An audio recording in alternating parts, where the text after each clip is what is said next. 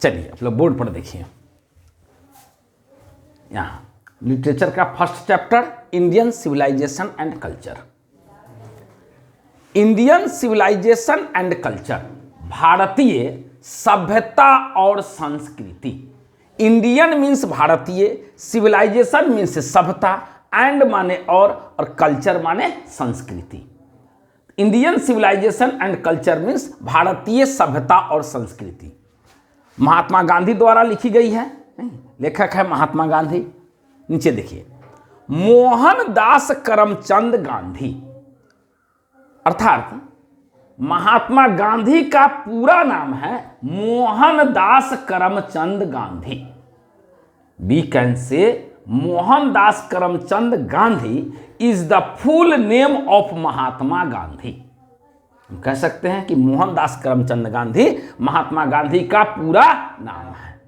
1869 to 1948, अर्थात महात्मा गांधी का जन्म 1869 में हुआ था एंड ही डाइड 1948, और 1948 में उनकी मृत्यु हो गई थी।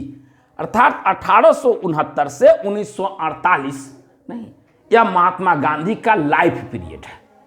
हम कह सकते हैं कि Mahatma Gandhi was born in 1869 and he died 1948। Mahatma Gandhi का जन्म 1869 में हुआ था और उनकी मृत्यु 1948 में हो गई।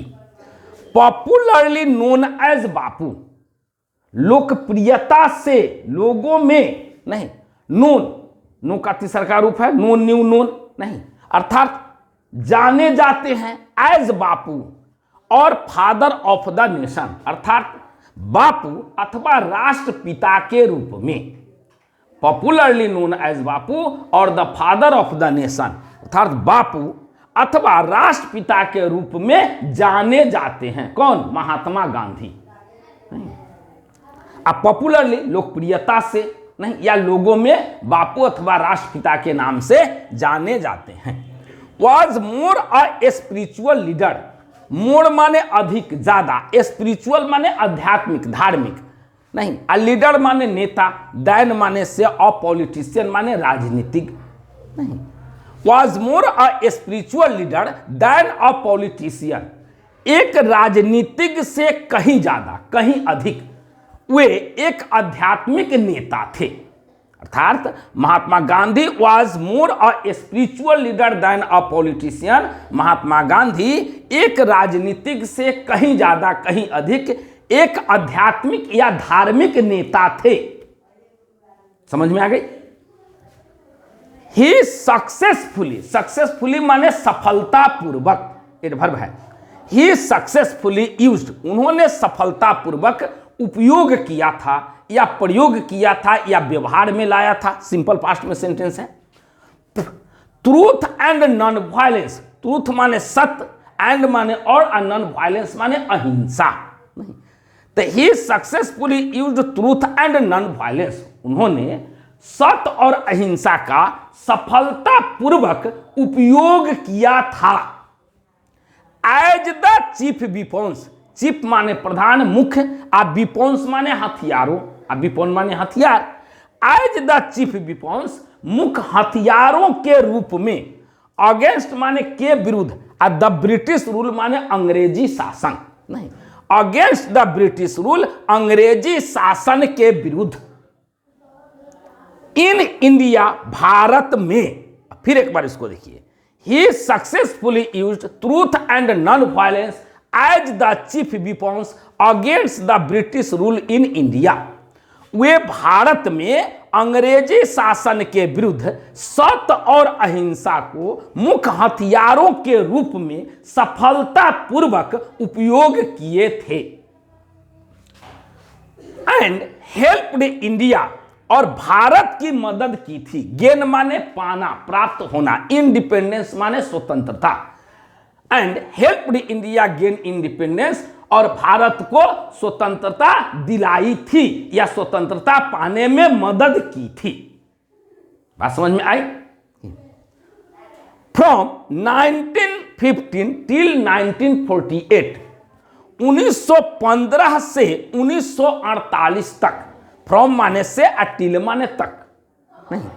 तो फ्रॉम 1915 टिल 1948, 1915 से 1948 तक ही कंप्लीटली माने पूर्ण रूपेण डोमिनेट माने राज्य करना, शासन करना। ही कंप्लीटली डोमिनेटेड इंडियन पॉलिटिक्स माने भारतीय राजनीति। तो from 1915 till 1948 he completely dominated Indian politics. 1915 से 1948 तक वे पूर्ण रूपेण भारतीय राजनीति में शासन किए थे अथवा राज्य किए थे। He died at the hands of a fanatic. He died, उनकी मृत्यु हो गई, वो मर गए। At the hands, के हाथों, of a fanatic, fanatic माने जिद्दी, हठधर्मी नहीं, एक हठधर्मी के हाथों, एक जिद्दी व्यक्ति के हाथों on 30 जनवरी 1948, 30 जनवरी 1948 को। तो he died at the hands of a fanatic on 30 जनवरी 1948, उनकी मृत्यु 30 जनवरी 1948 को एक जिद्दी व्यक्ति या हठधर्मी के हाथों हो गई। माने उनकी मृत्यु उनके हाथों हो गई, एक जिद्दी हठधर्मी व्यक्ति के हाथों उनकी मृत्यु हो गई। हैंस लिखता है हिज ऑटोबायोग्राफी, उनकी आत्मकथा माई एक्सपेरिमेंट्स विथ ट्रूथ, ये आत्मकथा के नाम है। वैसे इसका हिंदी होगा माई माने मेरा, मेरी, एक्सपेरिमेंट्स माने खोज नहीं, विथ माने से, ट्रूथ माने सत्य, अर्थात सत्य से मेरी खोज। तो हिज ऑटोबायोग्राफी, उनकी आत्मकथा, माई एक्सपेरिमेंट्स विथ ट्रूथ अर्थात सत्य से मेरी खोज। एंड द न्यूमरस माने अनेक, बहुत, आर्टिकल्स माने चीजें, वस्तुएं, एंड द न्यूमरस आर्टिकल्स, तो उनकी आत्मकथा माई एक्सपेरिमेंट्स विथ ट्रूथ और बहुत सारी चीजें या वस्तुएं that he wrote for young India, जो उन्होंने युवा भारत के लिए लिखा था। दैट ही रोट, जो उन्होंने लिखा था, फॉर के लिए, यंग इंडिया युवा भारत, जो उन्होंने युवा भारत के लिए लिखा था। एंड द स्पीचेज माने भाषणों नहीं, दैट ही डिलीवर्ड, जो उन्होंने दिया था, ऑन डिफरेंट माने अलग अलग, भिन्न भिन्न, अकेजन्स माने अवसरों नहीं, ऑन डिफरेंट अकेजन्स माने भिन्न भिन्न अवसरों पर। And the speeches that he delivered on different occasions, और भाषणों जो उन्होंने भिन्न भिन्न अवसरों पर दिया था या अलग अलग अवसरों पर दिया था। रिवील हिम, उन्हें प्रकट करता है, उन्हें प्रदर्शित करता है। Not only as an original thinker, केवल वास्तविक विचारक के रूप में ही नहीं, ओरिजिनल माने वास्तविक, थिंकर माने विचारक। तो reveal him not only as an original thinker, उन्हें केवल वास्तविक विचारक के रूप में ही नहीं, बट ऑल्सो, बल्कि as a great master of chaste idiomatic English, बल्कि अंग्रेजी के एक बहुत बड़े मुहावरेदार अधिपति के रूप में भी प्रकट करता है। समझ में आ गई? फिर से देख लीजिए आइडियोमैटिक इंग्लिश, फिर से देखिए यहां से। His autobiography my experiments with truth and the numerous articles that he wrote for Young India and the speeches that he delivered on different occasions reveal him not only as an original thinker but also as a great master of just idiomatic English.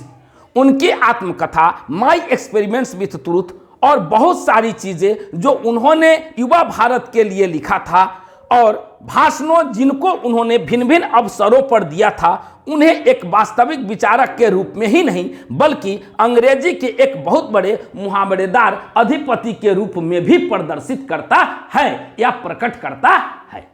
समझ में आ गई? In the following extract, extract माने सारांश, भाग नहीं, अब following माने निम्नलिखित। इन द फॉलोइंग एक्सट्रैक्ट कहता है निम्नलिखित सारांश में नहीं, Indian civilisation and culture, Indian civilisation culture लिखे हैं नहीं, अर्थात निम्नलिखित भाग या सारांश भारतीय सभ्यता और संस्कृति में Gandhi ji talks about the sound foundation. Gandhi ji talks talks माने बातचीत करते हैं, अबाउट माने के बारे में, द साउंड माने मजबूत, और फाउंडेशन माने आधार नहीं, ऑफ इंडियन सिविलाइजेशन माने भारतीय सभ्यता। Gandhi ji talks about the sound foundation of Indian civilisation. Gandhi ji भारतीय सभ्यता के मजबूत आधार के बारे में बातचीत करते हैं। गांधी जी टॉक्स अबाउट, गांधी जी के बारे में बातचीत करते हैं, द साउंड फाउंडेशन मजबूत आधार ऑफ इंडियन सिविलाइजेशन भारतीय सभ्यता के। तो गांधी जी भारतीय सभ्यता के मजबूत आधार के बारे में, के संबंध में बातचीत करते हैं या बात करते हैं। Which has successfully, जो सफलतापूर्वक withstood माने अड़ा हुआ है, which has successfully withstood, जो सफलतापूर्वक क्या है, अड़ा हुआ है, the passage of time, समय के गलियारे में, जो सफलतापूर्वक समय के गलियारे में क्या है, अड़ा हुआ है। द वेस्टर्न सिविलाइजेशन, पश्चिमी सभ्यता, वेस्टर्न माने पश्चिमी, सिविलाइजेशन माने सभ्यता, द वेस्टर्न सिविलाइजेशन पश्चिमी सभ्यता, which has the tendency, tendency माने प्रवृत्ति, विचार नहीं, तो which has the tendency to privilege माने बढ़ावा देना, मैटरलिटी माने वस्तुवाद।